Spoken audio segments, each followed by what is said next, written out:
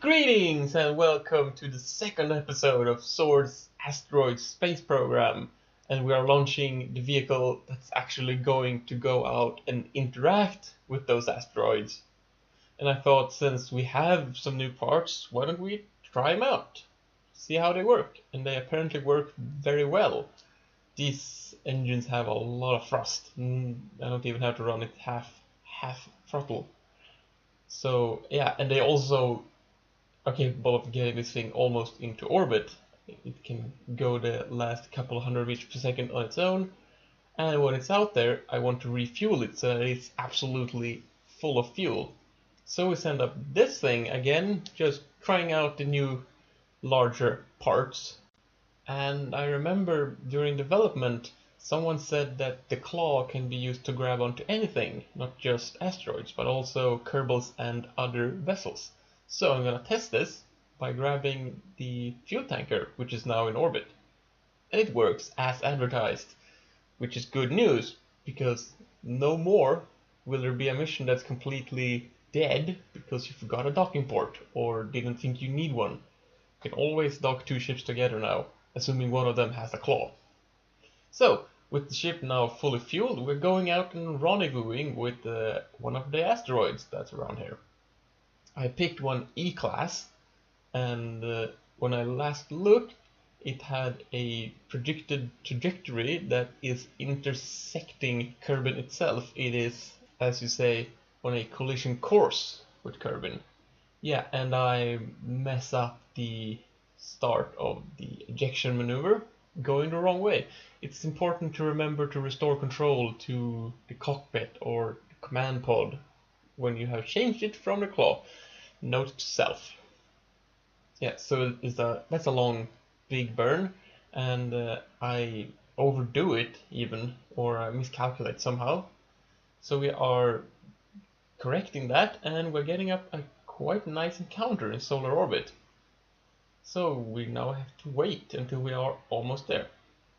Okay, we are in solar orbit. This is the first craft. Okay, it's no longer in solar orbit. Luckily, I made a quick save. So, can we try again? Nope. Come on. One more time. Let's get out of Kerbin's sphere of influence and stay out of Kerbin's sphere of influence. Yeah, okay, that's nice. You just had to avoid the highest time warp setting. So we are approaching the encounter with the asteroid. See, there it is.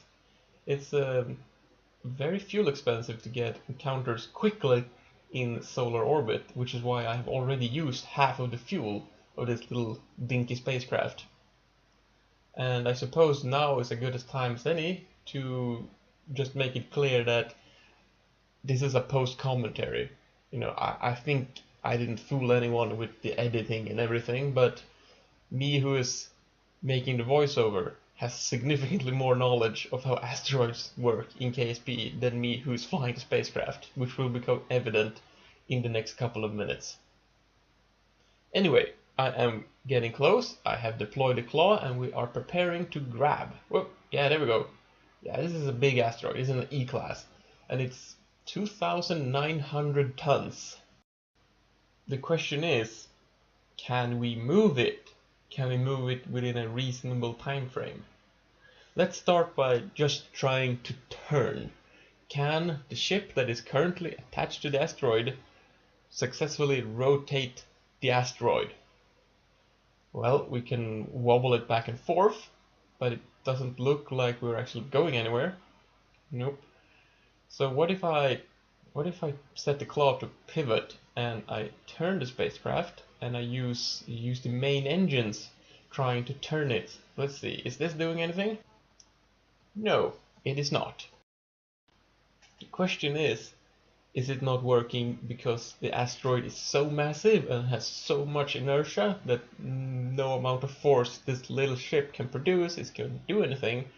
Or is the problem that the engine is firing into the asteroid and KSP sees that as it is blocked and it does not producing any thrust, any net thrust at all?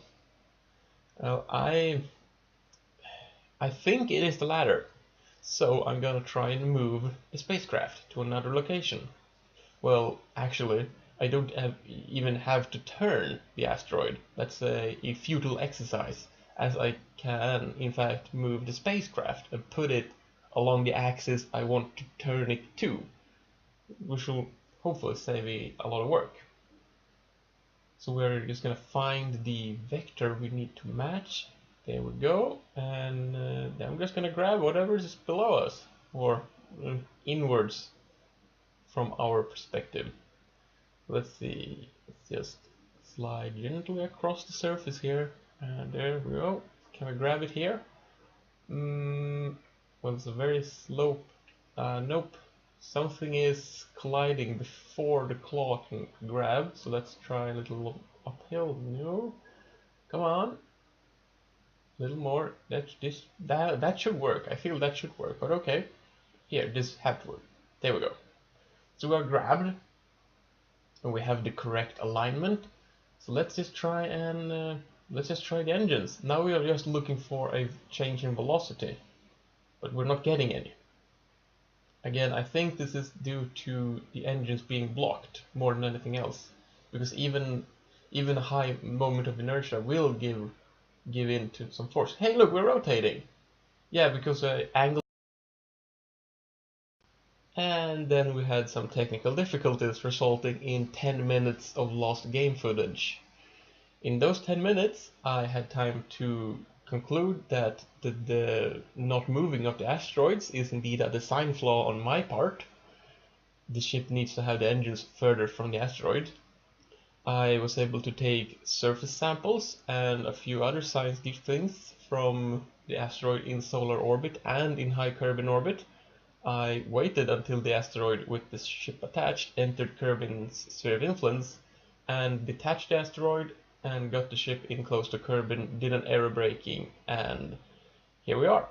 I am going to park this ship in orbit and retrieve the crew and the science with a different vessel, since this thing is not equipped for any form of landing.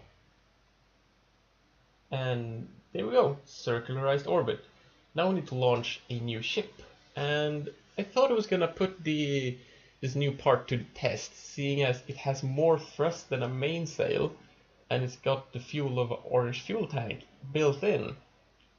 Turns out, with 2 extra drop tanks, this can get me almost all the way to orbit. Let's see, this last fuel actually has more than 1 kilometer per second. So this results in that I actually have to drop this fuel tank before it's empty if I want this flight to be debris free, and I would like that. So there we go, we're in orbit and we are almost fully fueled, and we're also very close to our target. So we just need to warp and do 1 orbit, not even a full orbit, and there we go. After some careful approaching, we are here. We have rendezvous. Now, this ship isn't equipped with a docking port, and if we wanted to dock, I wouldn't need one, since the ship I'm targeting has the claw. But we don't have to dock at all. The Kerbals can carry over the science experiments, and they have to go EVA anyway. So I'm just gonna do that. I'm gonna EVA the 2 Kerbals, and they're gonna bring with them all the collected science and the results from these 3 external experiments. See, there we go, that's all of them.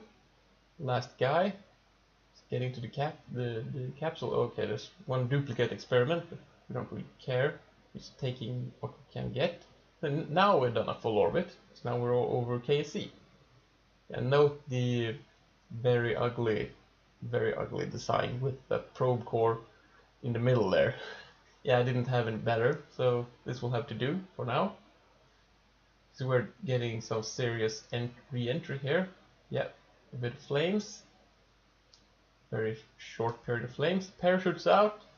Crew is approaching a safe landing, and a very lucrative one in science games, and a very experienced one, as we now have a clue on how to deal with asteroids. Let's see, that's a pretty good science harvest. What can we get? Or rather, what did we get? Yes, science reports from asteroids, okay. So nanomaterials, yes, I want that. and we'll see how I put them to use next time. Thanks for watching. Bye!